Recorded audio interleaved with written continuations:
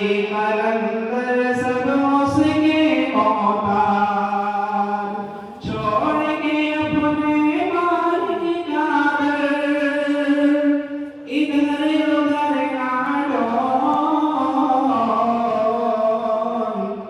अल्लाह ही अल्लाह बोल प्यारे अल्लाह ही अल्लाह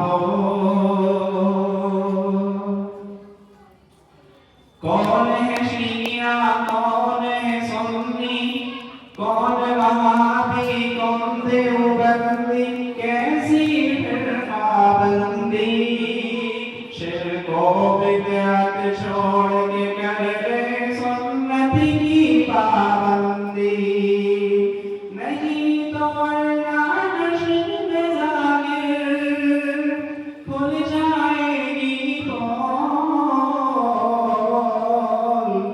अल्लाह ही अल्लाह बोल प्यारे अल्लाह ही अल्लाह बोल अल्लाह ही अल्लाह बोल प्यारे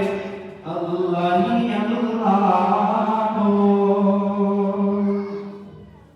ये जो बच्चे बैठ के बात बता रहे हैं ये बातों को बंद करो बिल्कुल सीधे बैठो। जो औलाद इधर उधर कभी खड़े हुए हैं यहाँ मस्जिद में आकर बैठ जाए